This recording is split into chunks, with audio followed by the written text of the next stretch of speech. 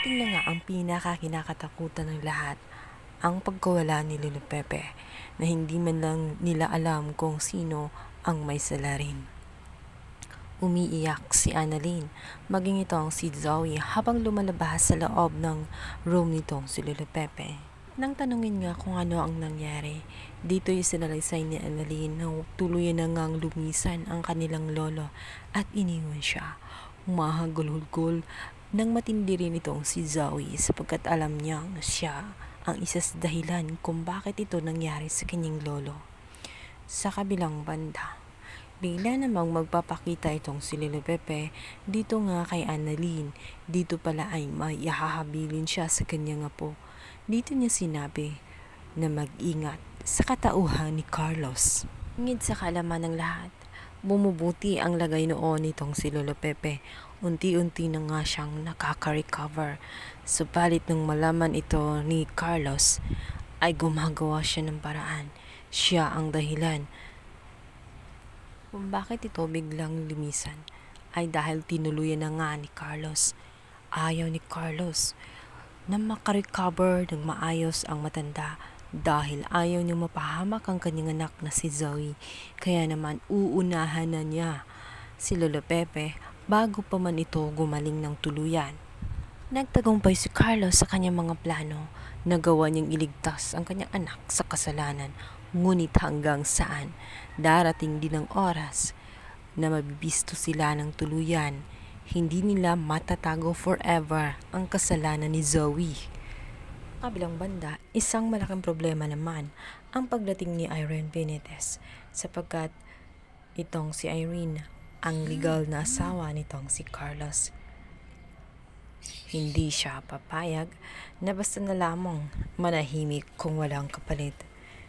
May pagkausi din ito, hindi siya kagaya ni Lynette na maging sunod-sunuran lamang at pumapayag lamang kahit nasasaktan na siya ni Carlos. Siya ang matinding hadlang sa mga ginagawa nitong si Carlos. Kaya naman sa takot ni Carlos na mabisto nga siya ni Lynette sa mga kalokohan niya, na hindi niya ito tunay na asawa at niloloko lamang niya itong si Lynette, magiging sunod-sunuran siya dito nga kay Irene Benitez at ibibigay niya kung ano man ang inihiling nitong si Irene. Isa nga sa mga dahilan kung bakit hiniwalayan at sinubukang kalimutan ni Carlos itong si Irene Benitez dahil mahilig nga itong magsugal at waldas sa pera. Kaya naman minabuti ni Carlos na magtago na lamang, ngunit sa kasawing palad ay natuntun pa rin siya nitong si Irene Benitez. Wala na nga itong si Lolo Pepe ay magiging malaya nga itong si Zoe pansamantala.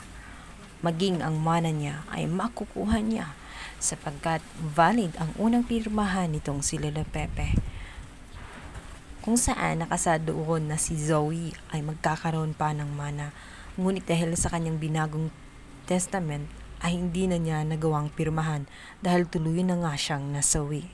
Subalit habang buhay naman niya dadalhin ang kasalanan na kanyang nagawa sa kanyang lolo. Sa kabilang banda, ito nga si Annalyn.